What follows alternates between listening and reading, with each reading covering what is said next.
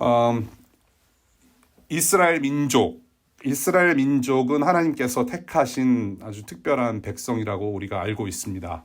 하나님께서 창조하신 세상 안에서 특별히 부름받은 이 백성들, 하나님께서 창조하신 이 온 세상의 빛이 되어서 하나님을 선전하는 그런 부르심을 받은 하나님의 택하신 언약 백성, 언약 공동체, 민족 공동체, 신앙 공동체가 바로 이스라엘 민족이라고 우리가 잘 알고 있습니다.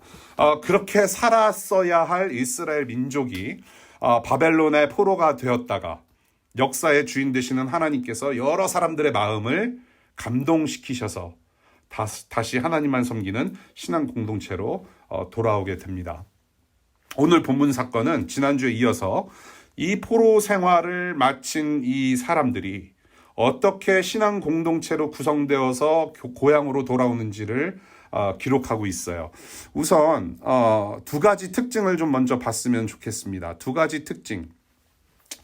오늘 본문 기록은 느헤미야 7장에도 기록하고 있어요. 똑같은 사건을 동일하게 기록하고 있습니다. 숫자가 약간 달라요. 본문 속에서 나오는 그 숫자가 약간 다르지만 놀랍게도 비슷해요. 같은 사건을 기록하고 증거하고 있습니다. 이 한 권이었다라는 책을 제가 말씀드린 적이 있죠. 에스라서와 느헤미야는 원래 한 권이었다. 에스라라는 이름으로. 그런데 이 한 권의 책 속에 왜 똑같은 사건이 두 개가 반복돼서 기록되고 있을까라는 특징을 보게 돼요. 그만큼 매우 중요했다라는 어떤 역사적인 사실이 있다라는 거죠. 굉장히 중요했다. 이 역사가 굉장히 중요했다. 사람들, 족속들, 지역 이름들, 그리고 숫자, 여기서 기록되어 있는 이 모든 디테일들이 그냥 지나칠 내용이 아니었다라는 것을 우리가 그 특징 중에 하나로 볼 수 있겠습니다. 두 번째 특징은 사람들의 숫자를 왜 이렇게 일일이 기록했을까? 라는 생각이 좀 들어요. 사람들의 숫자를 왜 일일이 기록했는가? 뭐 몇천 명, 몇백 명, 뭐 이렇게 숫자가 많이 나와요. 지난주에 제가 그 숫자를 한번 계산해 본 적이 있다고 말씀을 드렸어요. 은그릇, 금그릇이 얼마인지, 이게 5,000개가 아니더라, 2,000 몇 개더라, 제가 계산한 적이 있는데, 오늘 본문은 계산 불가. 예, 너무 많아요, 숫자가. 왜 이렇게 일일이 기록했는가? 사람 수를 이렇게 기록했다라는 것은 저는 그런 생각이 들어요. 포로로 잡혀간 70년 전에 혹은 50년 전에 포로로 잡혀간 하나님 백성들이 다 돌아왔다면, 자손들까지 싹 다 돌아왔다면 기록하지 않아도 되었을 거라는 생각이 들어요. 예. 그런데 잡혀간 사람들 그리고 그 자손들이 다 돌아온 것이 아니라 아직 그 바벨론 땅, 지금은 이제 페르시아가 정복했기 때문에 페르시아가 된 거죠. 그 지역에 남아있는 사람들도 아직 있었다라는 증거가 아닐까라는 생각이 들어요. 그 수많은 사람들 중에, 이스라엘 민족들 중에 이만큼이 돌아왔다라는 것을 역사로 기록했다라는 것이요. 일일이 숫자로. 예. 돌아오기를 원하는 사람들 수만 기록되었을 가능성이 높다라는 것을 좀 보게 되는 것 같아요. 왜 사람들이 다 떠나지 않고 원하는 사람들만 오게 되었을까? 왜 다 떠나지 않았을까? 바벨론에 너무나도 적응이 돼서, 혹은 고향으로 다시 돌아오는 게 너무나도 불확실한 미래를 살아간다라는 것이 두려워서, 혹은 하나님을 저버렸기 때문에 뭐 여러 가지 생각이 들어요. 하나님의 언약 백성임에도 불구하고 그 땅에 남아 있었다라는 것. 그것이 좀 우리가 특징으로 좀 볼 수 있을 것 같습니다. 자, 이 본문으로 우리가 두 가지 특징을 봤는데, 이 본문으로 저와 여러분들이 이제 개인적으로 묵상을 할 때요, 우리에게 주시는 말씀이 도대체 무엇인지 헤아리기가 힘들어요. 이런 종류의 본문은 사람 이름 무지 나오고 숫자도 엄청 나오고, 이거 뭐 족보 나오는 말씀 읽을 때마다 이게 곤혹스러운 거예요. 여기서 나에게 오늘 주시는 말씀이 무엇인지 이게 찾아내기가 상당히 힘들어요. 이런 이름하고 숫자랑 나와 무슨 상관이 있겠는가? 좀 곤혹스러울 때가 많죠. 그런데 하나님의 말씀은 모든 단어, every word, 모든 문장, every sentence, 그리고 모든 사건에 분명한 의도와 뜻이 있다라는 것을 우리가 좀 기억할 필요가 있죠. 예, 그냥 기록된 것은 아니다. 분명한 의도와 분명한 뜻이 있다. 그래서 이러한 특징을, 우리가 아까 본 특징을 고려해서 오늘 본문 사건을 기록한 의도가 무엇인지, 그리고 지금 이 후세대들에게 이 에스라서를 읽는 이 포로기 이후의 세대, 유대민족과 또한 2021년을 살아가는 저와 여러분들, 이 후세들에게 무엇을 남기려고 하는 것인가?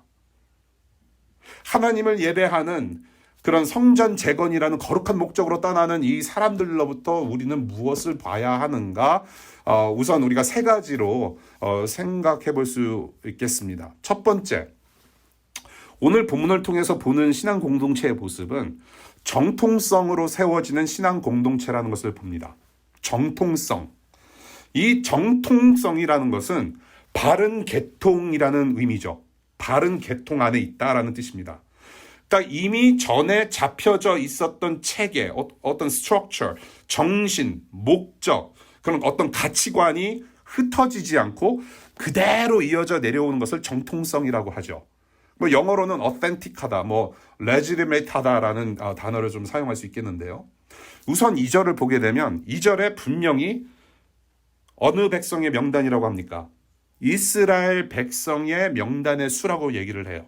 이스라엘 백성의 명단의 수. 돌아가는 이 고향 땅으로 돌아가는 사람들이 아무나 돌아가는 게 아니었다라는 것을 분명하게 명시하고 있어요. 이스라엘이라는 이름을 분명히 밝히면서 이스라엘에 속한 하나님 백성들을 얘기를 해요. 이스라엘이다. 하나님의 언약 백성들. 가슴 뛰는 이름이 바로 이스라엘이란 말이에요. 이스라엘 백성의 명단이다. 그러면서 이 하나님 백성들을 여러 분류로 또 증명을 해 보입니다. 첫 번째로 볼 수 있는 것은 3절부터 20절까지 오늘 우리가 읽지 않은 본문인데요. 누구누구의 자손이라고 하면서 쭉 나열을 합니다. 리스트가 쭉 내려와요. 누구누구의 자손. 각 지파 안에 가문별로 구분했어요. 예를 들어서 베냐민 지파, 홍씨 가족, 최씨 가족, 김씨 가족, 그 옆에 이씨 가족들. 예. 그리고 두 번째로 구분해내는 것이 바로 21절부터 35절까지 어느 지역 사람이라고 리스트를 쭉 올립니다. 출신 지방, 고향별로 이제 구분해 놓은 것이죠. 자, 베냐민 지파 중에 예를 들어서 충청남도 몇 명, 예. 또 저쪽 경상남도 몇 명, 등등 해서 지역별로 또 구분을 해요. 그 다음에 세 번째로 그 다음부터는 기능으로 구분합니다. 첫 번째는 가문별, 그 다음에 지역 사람별로 이제 구분을 하고 그 하나님의 백성들 안에서 이제 펑션으로, 기능으로 구분을 하는데요. 36절부터 39절까지는 제사장 가문 출신을 따로 구분해냅니다. 그 다음에 그 이후로 이제 예배 담당을 이제 관할하는 그런 레위 지파, 그리고 노래하는 가수들이죠. 찬양 사역자들, 그리고 성전 문지기, 그 다음에 성전 일꾼들, 막 노동하는 사람들, 그리고 솔로몬을 섬기던 종의 자손들까지 기능적으로 분류를 해놔요. 예. 그래서 이 정도 규모의 이스라엘 자손들, 이 정도 규모의 어떤 기능 보유자들이라면 다시 이스라엘 민족의 그런 어떤 신앙 공동체를 세우는데 지장이 없다라는 어떤 정통성을 보게 되는 것이죠. 예. 이스라엘 백성들 안에 이렇게 구분을 해놓음으로 해서, 디테일하게 구분을 해놓음으로 해서 다시금 이 민족 신앙 공동체가 세워짐에 부족함이 없을 것이다. 정통성. 그리고 두 번째로 보는 신앙 공동체의 모습은 조직적으로 형성되는 신앙 공동체의 모습이라는 것입니다. 조직적으로. 굉장히 structuralized 되어 있어요. 예. structure. 예. 분명한 지위와 분명한 계급으로 분류되는 공동체라는 것이죠. 이스라엘 지파 자손, 그리고 출신 지역과 함께 기능별로 분류했다고 말씀드렸어요. 이 성전 재건이라고 하는 하나님을 예배하는 그런 예배의 회복, 이러한 분명한 목적을 가지고 길을 떠났기 때문에 그 목적 아래 이렇게 조직적으로 공동체가 형성이 되었고, 사실은 이러한 모습이 예전의 모습을 회복하는 것이죠. 포로로 잡혀가기 전에 그러한 민족 공동체, 신앙 공동체의 모습을 회복하는 것인데, 이 부분에서 이 조직적으로 형성되었다라는 어떤 신앙 공동체의 모습 속에서 두 가지 특징을 좀 봤으면 좋겠어요. 첫 번째는 뭐냐면, 오늘 본문을 보시면은 이 신앙 공동체 안에서 제사장이라는 직분이 얼마나 중요한지를 보게 돼요. 제사장. 다시 세워지는 성전을 위해서 제사장들이 대거 많은 사람들이 개입할 수 없었기 때문이 아니었나 싶어요. 대거 개입해서 일을 할 수밖에 없었기 때문에 다른 성전 사역자들의 수에 비하면 뭐 노래하는 사람이라든지 레위지파라든지 그러한 사역자들의 수에 비하면 이 제사장의 수는 굉장히 압도적이에요. 그래서 우리가 눈으로 좀 확인 쉽게 할 수 있어요. 숫자 보더라도. 이 새롭게 형성되는 신앙 공동체 안에서 제사장의 중요성을 보여주는 상황을 하나 기록하고 있습니다. 바로 61절부터 63절까지의 말씀이에요. 제사장 자손들 중에 이 족보에서 정확히 확인되지 않는 제사장 직분 맡았던 사람들이 있었던 것 같아요. 이 족보라는 게 굉장히 중요하잖아요. 여러분들도 족보 있으시죠? 한국 가면. 없는 분들 괜찮아요. 우리는 예수 그리스도 안에서 하나이기 때문에 예수님의 족보 안에 있으면 돼요. 족보라는 게 중요해요. 그런데 이 제사장 자손들 족보를 쭉 보니까 확인이 안 되는 사람들이 있어요. 그래서 제사장 직분을 맡지 못하는 사람들이 있었다라는 어떤 정통성의 문제가 있었습니다. 그래서 제사장들이 먹는 음식을 먹는 그런 어떤 문제에 있어서 그 문제를 해결할 수 있는 제사장이 반드시 나타날 때까지는 먹지 말라는 명령이 내려옵니다. 야, 족보에 너의 이름이 없는데 이거 네가 제사장 직분을 이거 맡으면 안 될 것 같다. 그러니까 잠시 기다리자. 누구를? 이 문제를 해결할 수 있는 제사장이 세워질 때까지 한번 보류해보자 라고 하는 거예요. 그래서 그 문제 해결 방법이 뭐냐 하면 오늘 본문에 우리가 읽지 않은 부분인데요. 우림이라는 것과 둠빔이라는 어떤 도구가 있어요. 그게 뭐냐면 오래전부터 옛날부터 제사장이라는 사람이 어떤 문제를 해결할 때, 백성들의 문제를 해결할 때 제비를 뽑아서 이를 결정하는 도구였습니다. 제비 뽑기예요. 제비 뽑기 방식, 도구. 그래서 그렇게 해서 어센틱하게 정통성 안에서 우리가 해결을 해보자. 그러니까 뭡니까? 이처럼 제사장의 권위에 상당한 힘이 실렸다라는 사건이었단 말이죠. 그러한 신앙 공동체 모습을 보게 돼요. 제사장의 권위에 엄청난 힘이 실렸다라는 거. 그리고 두 번째 특징은 59절부터 60절까지인데요. 59절, 60절. 이 지금 신앙 공동체, 지금 예루살렘과 유다로 다시 돌아가는 그 신앙 공동체, 민족 공동체 안에 아주 특별한 사람들이 수속돼 있어요. 누구냐 하면 이스라엘 백성으로 인정받지 못한 사람들까지도 이 이스라엘 신앙 공동체 조직 안에 포함시켰다라는 특징을 발견한다는 것이에요. 일명 아싸입니다. 인싸가 아니라 아싸들도 이 조직 안에 포함시켰다라는 거예요. 뭐 수십 년 동안 뭐 포로 생활도 했고, 뭐 포로 생활하면서 문서 보관도 뭐 그게 쉬웠겠습니까? 뭐 전부터 내려왔던 족보들을 관리하는 것조차도 사실 뭐 그렇게 쉽지 않았을 거예요. 뭐 일제강점기 때도 그랬잖아요.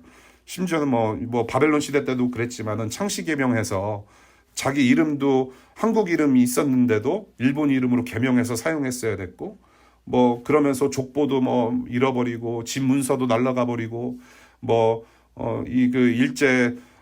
일본 제국에 또 충성했던 그 반역자들, 한국 사람들 반역자들한테 땅도 뺏기고 뭐 상당히 복잡한 시간을 겪었잖아요. 그러면서 자기의 정체성도 잃어버리고 뭐 굉장히 복잡했던 시대가 있었는데, 아마도 이 이스라엘 민족들도 그러한 상황들을 겪었을 거예요. 여러 가지로 복잡했단 말이죠. 그러니까 혈통도 불분명하고 가문도 불분명하고 그러한 2세, 3세도 태어나고 여러 가지, 그러니까 뭐 여러모로 붕 떠 있는 아싸들도 있었다라는 말이죠. 그러한 사람들까지도 모두 품었다라는 것입니다. 그러니까 뭐 레위 자손이라든지 그 예배를 관할하는 예배를 주관하는 레위 지파 혹은 뭐 제사장 자손들 사실은 뭐 이게 뭐 신앙의 귀족들이잖아요. 예. 근데 그것이 아니라 족보도 없고 혈통도 모르는 그런 아웃사이더들도 품었다라는 거. 조직 안에 심겨놨다라는 거. 분명한 선을 긋되 조직적으로 모두를 품어가며 형성되는 그런 신앙 공동체의 모습을 보게 되는 것이죠. 세 번째로 언약으로 지속되는 신앙 공동체의 모습을 보게 됩니다. 첫 번째로는 정통성으로 세워지는 신앙 공동체, 두 번째로는 조직적으로 형성되는 신앙 공동체, 세 번째로는 언약으로 covenant, 언약으로 지속되는 신앙 공동체의 모습을 보게 됩니다.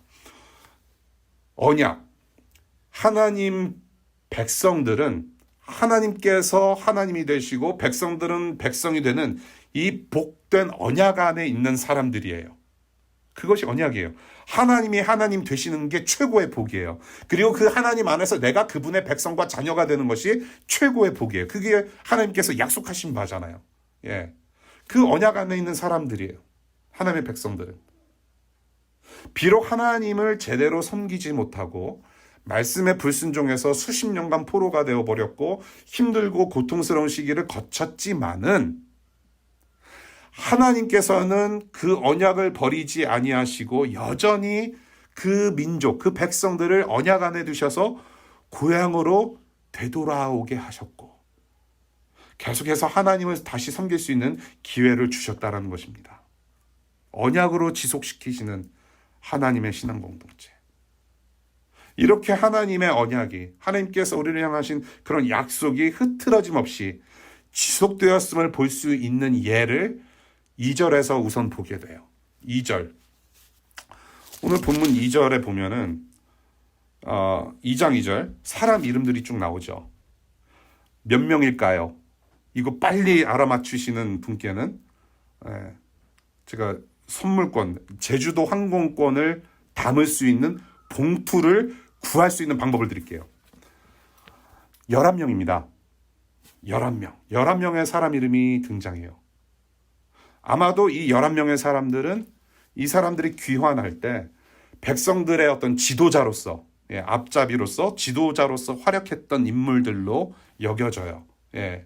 그래서 눈에 띄는 이름이 스룹바벨. 지난주에 제가 잠시 말씀드렸지만 에스라서 그 포로기 때 주로 왕성하게 활동했던 대표적인 인물 3명 중에 하나가 스룹바벨이었고 그 다음에 에스라, 그 다음에 느헤미야라고 말씀드렸죠. 스룹바벨이 제일 먼저 등장해요. 그러니까 중요한 사람이었던 것 같아요. 그리고 느헤미야라는 이름도 보게 되고요. 그 다음에 보는 어떤 눈에 익은 이름이 하나 있죠. 성은 못이요, 이름은 르드게. 모르드게. 어디서 나온 이름일까요? 바로 에스더. 그런데 이제 많은 학자들은 시간의 흐름상 에스더 사촌 오빠가 아닐 수도 있다라는 설들을 많이 얘기를 해요. 그럼에도 불구하고 눈에 익어서 좀 우리가 반갑긴 하죠. 모르드게. 그런데 이 지금 중요한 것은 뭐냐면 이 지도자들 명단까지도 느헤미야 7장 7절에 똑같이 나와요. 똑같이 언급되어지는데 오늘 본문에는 에스라서 2장의 본문에는 느헤미야 7장에 있는 나하만이라는 사람의 이름이 없어요.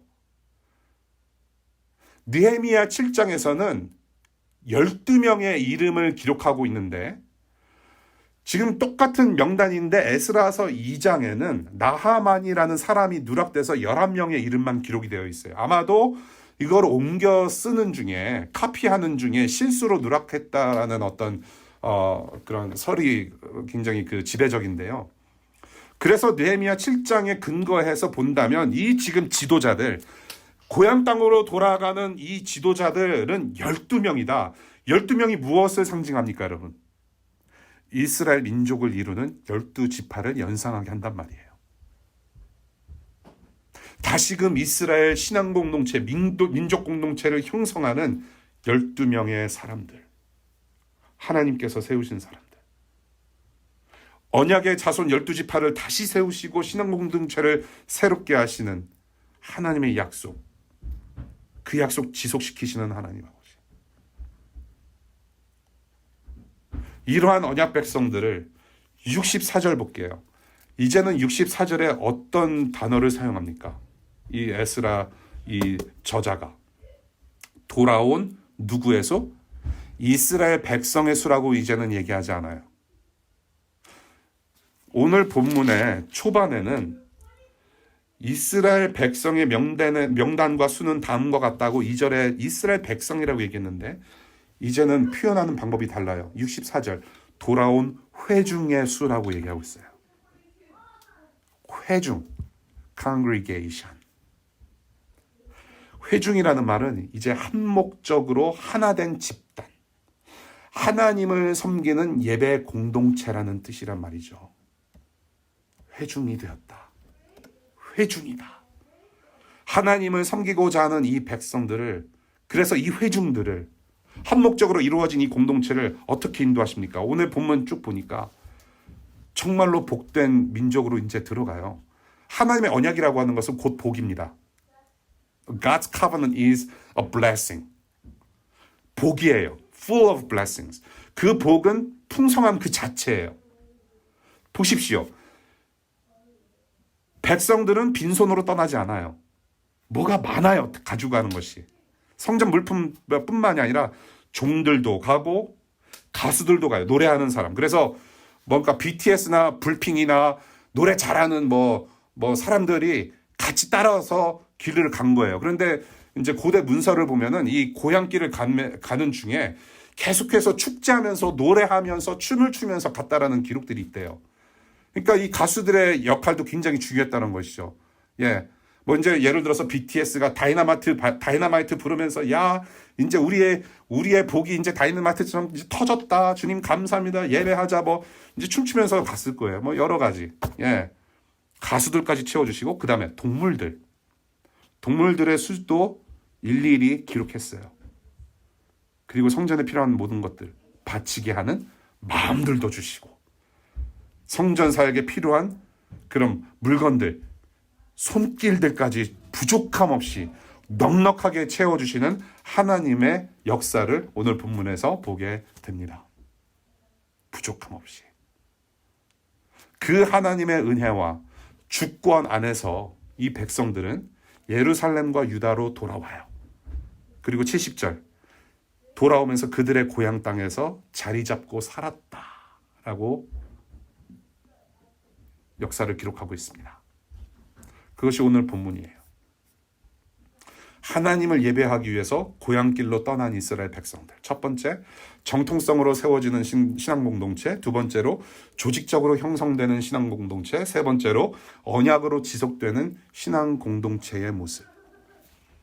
그리고 이러한 신앙 공동체의 모습은 이 이스라엘 민족에서 끝나는 것이 아니라 이 하나님 나라 족보, 이 하나님 나라 역사는 지금도 계속돼요. 신실하신 하나님의 역사는 지금도 저와 여러분들, 우리를 통해서 이어져 갑니다. 우리가 가야 할 곳, 우리가 있어야 할 곳으로 이렇게 신앙 공동체로 하나 되어서 나아가는 모습이 바로 우리의 모습이에요. 지금 우리가 가야 할 곳으로 가고 있는 여행 중에 있습니다. 저와 여러분들은. 이 땅이 우리의 목적지, 종착지가 아니에요. 워싱턴 DC 혹은 서울, 코리아, 거기가 우리의 종착지가 아니에요. 우리가 가야 할 곳, 지금 여행 중에 있는데 우리가 지금 가야 할 곳은 어디냐면요. 바로 하나님께서 약속하신 우리의 본향, 원래 고향, 하나님 나라라는 것이죠. 완성되는 그 하나님 나라가 저와 여러분들의 목적지예요. 우리는 그 목적지를 이미 누리고는 있지만 아직 완성되지 않은 목적지를 향해서 하루하루 걸어가고 있는 사람들이에요. 이 하나님 나라가 완성되기까지 저와 여러분들은 나그네 길을 살아가는 사람들입니다. 이러한 나그네 길을 살아가는 사람들, 이러한 회중, 이러한 신앙 공동체를 우리는 교회라고 불러요. 죄사함을 위해서 흘리신 주님의 피라는 그런 혈통, 예수 그리스도의 피라는 혈통 안에, 그리고 하나님 나라 그 하나님의 족보 안에서 우리는 새로운 하나가 되었는데 그것을 교회라고 부릅니다. 빌립보서 3장 20절에 저와 여러분들의 스테러스는 그래서 이미 바뀌었어요. 미국 땅에서 스테러스로 신분 때문에 힘들어하시는 분들 많잖아요, 그렇죠? 이 뭐 뺑뺑이 돌려서 되면 되고 안 되면 한국 가야 되고 영주권 수속도 힘들어지고 뭐 여러 가지 예. 신분 스테러스가 굉장히 중요하고 쉽지 않아요. 그런데 예수께서는 우리의 신분을 막 이것저것 이렇게 그냥 어디 있겠냐 확 뿌려셔서 너 이것 좀 경험해봐야 된다 저것 좀 경험해봐야 된다 야 시민권 얻으려면은 영주권 먼저 얻어야 돼 어떤 그런 체계적으로 뭐 그렇게 돌리시는 분이 아니라 예수 그리스도로 말미암아 우리의 신분이 단순간에 확 바뀐 거예요. 시민권자로. 어디 시민권? 천국의 시민권자로. Heavenly Citizenship이라고 표현하죠. 우리의 신분은 이미 바뀐 거예요. 그래서 천국 시민권자로. 미국 영주권 물론 중요하죠. 미국 시민권 독수리 중요하죠. 무궁화보다도 독수리가 조금 더 나을지도 모르고 어떤 분들에게 있어서는 독수리보다 무궁화가 좀 더 나을지도 모르겠어요. 그런데요. 중요한 것은 우리가 천국 시민권자가 되었다라는 거. 신분이 바뀌었다라는 거. 이 세상에서 살아갈 때 우리는 천국 시민으로 살아간다라는 사실입니다. 그 예수님 때문에 우리도 이제 천국 족보에 상관 있는 사람이 되었고 천국 가족이 되었고 천국 공동체를 이루면서 살아가고 있다는 것이죠. 그러한 모습을 성경에서 계속 얘기를 해요. 첫 번째, 이제 저와 여러분들의 정통성은 하나님 안에 있어요. 이제는 교회라는 곳은 오늘 본문에서 보시다시피 어떤 혈통, 이스라엘 혈통이나 어떤 가문의 차원이 아니라는 것입니다. 그것을 여러분들 우리 파워포인트에서 함께 봤으면 좋겠습니다. 요한복음 1장 12절 13절이에요. 우리 다 같이 읽겠습니다. 시작. 그러나 그를 맞아들인 사람들, 곧 그 이름을 믿는 사람들에게는 하나님의 자녀가 되는 특권을 주셨다. 이들은 혈통에서나 육정에서나 사람의 뜻에서 나지 아니하고 하나님에게서 났다라고 말씀하세요. 이제는 혈족, 어떤 사람의 욕정으로 태어나는 것이 아니라 사람의 뜻 안에 있는 것이 아니라 하나님에게서 났다라는 정통성을 가지고 살아가는 사람들이 바로 저와 여러분들 교회라는 것입니다. 두 번째, 이제 이 우리의 조직은 대제사장 예수 그리스도 한 분 안에서 우리는 한 몸이에요. 제사장이 얼마나 중요한 역할을 했는지 우리가 이미 봤습니다. 이 제사장, 대제사장이신 예수 그리스도 한 분 안에서 우리는 구원받고 하나가 된 사람들이에요. 히브리서 7장 24절 25절 읽겠습니다. 시작. 예수는 영원히 계시는 분이므로 제사장직을 영구히 간직하십니다. 따라서 그는 자기를 통하여 하나님께 나오는 사람들을 완전하게 구원하실 수 있습니다. 그는 늘 살아계셔서 그들을 위하여 중재의 간구를 하십니다. 라고 기록하고 있어요. 이제 우리의 조직은 대제사장 한 분 안에서 예수 한 분 안에서 우리는 하나예요. 그리고 바울은 우리를 각 지체라고 표현하죠. 우리는 하나예요. 유대인과 헬라인이 하나고 종과 그리고 자유자들이 하나고 상관들이 하나고 남자와 여자가 하나이고 우리 모두를 하나라고 표현하고 있죠. 그리고 세 번째, 언약의 지속성. 예수 그리스도께서 저와 여러분들의 새 언약이 되어주셔서 저와 여러분들을 우리를 완성된 거룩한 백성으로 거룩한 자녀들의 모습으로 인도하신다라는 것. 그것을 우리는 히브리서 8장에서 볼 수 있습니다. 우리 히브리서 8장 8절 읽겠습니다. 시작. 그런데 하나님께서는 자기 백성을 나무라시면서 이렇게 말씀하셨습니다. 주님께서 말씀하신다. 보아라, 날이 이를 것이다. 그때에 내가 이스라엘 집과 유다 집과 더불어 새 언약을 맺을 것이다. I will make a new covenant. 그리고 그 다음 9절. 또 주님께서 말씀하신다. 이 새 언약은 내가 그들의 조상들의 손을 잡고 이집트 땅에서 인도하여 내던 날에 그 조상들과 맺은 언약과 같은 것이 아니다. 그들은 내 언약을 지키지 않았으므로 나도 그들을 돌보지 않았다. 10절 마지막. 또 주님께서 말씀하신다. 그날 뒤에 내가 이스라엘 집과 맺을 언약은 이것이니 나는 내 율법을 그들의 생각에 넣어주고 그들의 마음에다가 새겨주겠다. 그리하여 나는 그들의 하나님이 되고 그들은 내 백성이 될 것이다. 이 새 언약이 누구입니까? 바로 예수 그리스도라는 것이죠. 마음에 심겨주신, 새겨주신 새 언약, 예수 그리스도 안에 우리가 속해 있고 그 언약의 복은 우리 가운데 계속 진행되고 있다는 것. 교회. 그래서 교회는 우리가 볼 수 있는 복음은 하나님 나라 완성의 날, 그 주님 다시 오시는 날까지 우리가 나그네 길을 함께 걸어가는 신앙 공동체라는 것입니다. You are not alone. 혼자가 아니에요. 신앙 공동체는 같이 가요.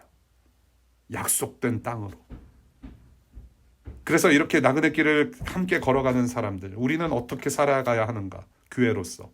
나그네 길을 가는 우리에게 필요한 세 가지의 권면을 우리 간단히 나누고 말씀 마칠게요. 간단하진 않은 것 같습니다. 죄송합니다.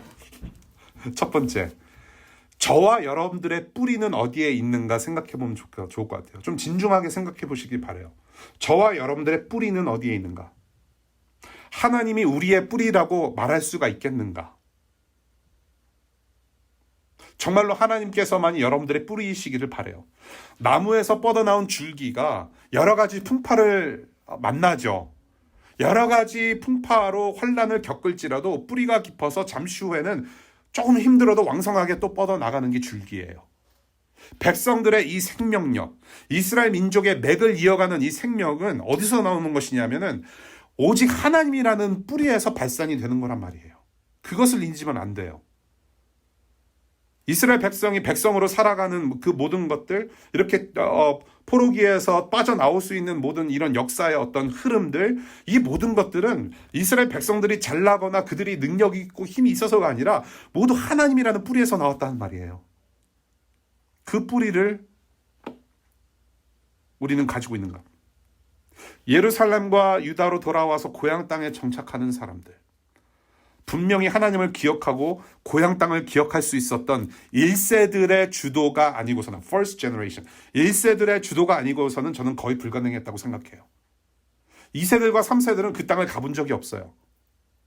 고향 이름도 아마 많이 들어보지는 못했을 거예요.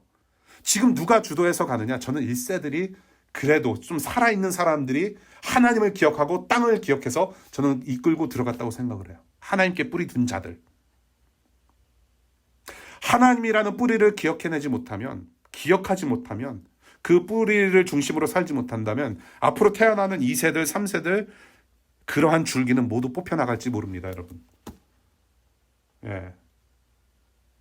여러분들 자녀 양육 혹은 결혼하는 문제, 앞으로 여러분들의 삶을 살아가는 문제, 우리의 뿌리에 달려있다고 저는 봐요.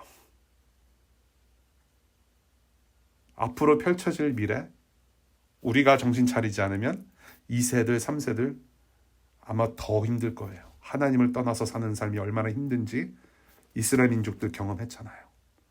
우리도 또한 체험이 있고. 뿌리가 어디에 있는가? 두 번째, 나그네 길로 살아가면서 중요한 두 번째, 우리의 목적지는 어디 있는지 알아야 돼요. 목적지가 있어야 가죠. 저와 여러분들이 가야 할 원래의 고향, 본향, 고향이 어디에 있는가? 우리가 자기만 누리는 어떤 행복과 성공이 목적이 아니었기 때문에, 자기만 누리는 행복과 자기만이 누리는 모든 안녕과 성공이 목적이 아니었기 때문에 이스라엘 백성들은 믿음으로 길을 떠난 것이죠. 그 험난한 길을 왜 떠났겠어요? 내 성공이라면 그냥 거기 있으면 되는 거잖아요. 그런데 믿음으로 길을 떠났어요. 내 행복과 내 성공이 아니었기 때문에. 세상의 행복, 세상의 성공이 여러분의 목적지이고 거기에 목숨 걸 만한 가치가 있어서 내일도 그러한 목숨 걸 만한 가치를 가지고 세상 영광, 부귀, 영화를 위해서 출근한다면 굳이 이렇게 예배 모임에 안 오셔도 되잖아요. 지금 이 시간에 당장 뛰쳐나가서 아웃도어 페리오 가서 네트워킹을 하고 빨리 좋은 사람 만나서 어떻게 해서든지 성공의 가도를 힘차게 걸을 만한 어떤 길을 닦아야지. 여기서 지금 뭐 하시는 거예요? 근데 우리 그런 사람 아니잖아요. 그렇죠. 우리는 이제 전혀 다른 인생길을 걷고 있어요. 하나님 안에서 하나님 말씀대로 사는 것이 참된 복이고 성공이 거기에 있다는 것을 우리는 알아요. 전혀 다른 가치를 살아가고 있어요. 하나님을 사랑하고 이웃을 사랑하셨던 그 예수님을 닮아가는 거룩한 자녀됨, 하나님 나라의 완성을 목적지로 두고 가는 사람들이에요. 눈에 보이는 이 땅이 끝이 아니라는 이 사실을 기억하는 것은 결코 쉽지 않아요. 그렇죠? 예. 그래서 영적 치매에 걸렸다고 생각을 하는 것이죠. 우리는 영적 치매 걸려요. 언젠가는 정말로 똑바로 살아보겠다고 다짐하면서 머지않은 시간에 또 우리가 누구인지 까먹고, 그래서 이 예배 모임 주일마다 우리가 함께 모여서 말씀을 중심으로 해서 우리가 누구인지, 하나님께서 어떤 분이신지 기억해내는 것이 중요하고, 매일같이 또한 서로 확인하면서 리마인더 받아가면서 살아가는 것이 굉장히 중요하잖아요. 그래서 이 신앙 공동체, 교회라는 신앙 공동체, 이 교회 공동체를 우리에게 주셨어요. 그러면서 동시에 계속 천국의 맛을 보여주시면서 우리의 목적지는 이 땅에 있는 것이 아니라 바로 하나님 나라, 그것을 서로 리마인드하며 살아가는 것이죠. 그 목적지를 우리 계속 서로 리마인드하며 여기서 안주하지 않으시기를 바라요. 마지막 세 번째 권면입니다. 혼자가 아닌 같이 가는 나라가 바로 하나님 나라입니다. 같이. 아이네스, 유네스가 아니라 위네스. 주변의 모든 아싸들까지도 예수께 초청해서 함께 더불어 사는 집이 바로 하나님 나라예요. 그렇죠? 우리 집 가자라고 표현합니다. 내 집도 아닌데 우리 집이라고 표현할 수 있는 것은 하나님 아버지 집이 곧 내 집이기 때문에. 이스라엘 백성이기는 하지만은 고향 땅으로 같이 오지 않은 사람들을 보십시오, 여러분. 이것은 어쩌면 우리에게 얼얼타는 어떤 소식이 될 수 있어요. 눈으로는 교회 공동체에 속했다고 하지만은 정작 우리의 영혼은 교회에 속하지 않을 수도 있다는 무서운 사실. 교회 예배는 줄곧 출석했지만, 팬데믹이라 할지라도, 코로나일지라도, 그래도 줌 예배는 내가 한 번도 빠지지 않고 참석은 하였으나 여전히 하나님을 모르는 영혼이라면 교회가 아니란 말이에요. 그래서 여러분, 저와 여러분들 모두가 다 같이 이 약속된, 우리에게 약속하신 이 하나님 나라의 참 행복과 참 기쁨을 누릴 수 있는 그런 하나님의 자녀 백성들로서 함께 살았으면 좋겠습니다. 말씀해 줄게요. 예루살렘과 유다로 돌아왔다라는 제목으로 말씀 받습니다. 교회는 하나님 나라의 완성의 날, 주님께서 다시 오시는 그 영광의 날까지 나그네 길을 함께 걸어가는 신앙 공동체입니다. 우리 교회의 머리 되시는 예수께서 늘 앞장서시고 우리와 함께 가세요.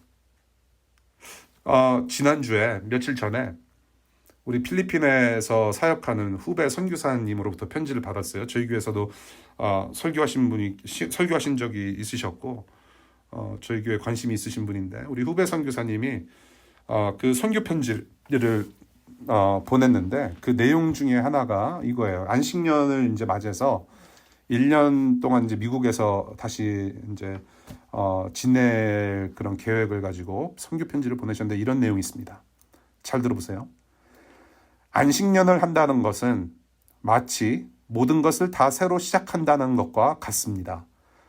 거주할 주택, 사용할 차, 입을 옷, 여름 옷 말고는 다 필요합니다. 물론이죠. 필리핀이었으니까. 입을 옷이 필요합니다. 아이들 학교, 그리고 모든 관계들 등등, 이런 모든 것들을 생각하는 것만으로도 overwhelming, 그 자체입니다. 예전에 베테랑 선교사님께서 본국으로 돌아가는 것이 본국을 떠나올 때보다 더 큰 믿음을 필요로 하는 것 같다라고 말씀해 주신 것이 기억납니다. 지금 생각해보니 그 말이 참으로 적절합니다. 저희는 저희 양가 부모님께서 처음 이민 와서 정착하셨던 메릴랜드 주에 머물 예정입니다. 기억나시면 미국 재정착 과정을 위해 기도해 주십시오라고 편지를 보내주셨어요. 본국으로 돌아가는 것이, 고향으로 돌아가는 것이 고향을 떠나올 때보다 더 큰 믿음을 필요로 하는 것 같다.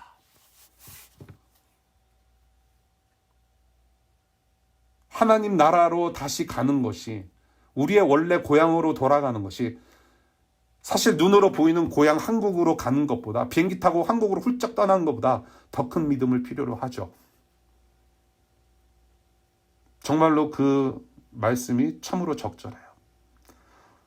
믿음으로 사는 나그네 인생길, 교회라고 불리우는 이 신앙 공동체, 천국 공동체로 우리와 함께 우리 주님은 걸어가세요.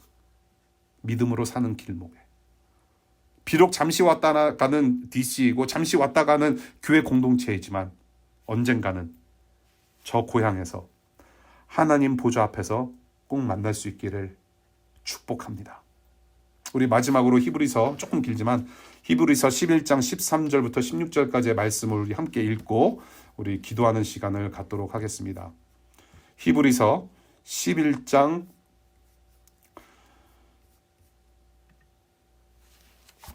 같이 읽겠습니다. 13절 시작. 이 사람들은 모두 믿음을 따라 살다가 죽었습니다. 그들은 약속하신 것을 받지는 못했지만 그것을 멀리서 바라보고 반겼으며 땅에서는 길손과 나그네 신세임을 고백하였습니다. 이런 말을 하는 사람들은 자기네가 고향을 찾고 있다는 것을 나타내는 것입니다. 그들이 만일 떠나온 것을 생각하고 있었더라면 돌아갈 기회가 있었을 것입니다. 그러나 사실은 그들은 더 좋은 곳을 동경하고 있었던 것입니다. 그것은 곧 하늘의 고향입니다. 그래서 하나님께서는 그들의 하나님이라고 불리는 것을 부끄러워하지 않으시고 그들을 위하여 한 도시를 마련해 두셨습니다. 지금 이 우리를 위해서 마련해 둔 그 한 도시, 우리는 지금 이 시간에도, 이 순간에도 거기로 가고 있습니다. 축복합니다. 기도하겠습니다.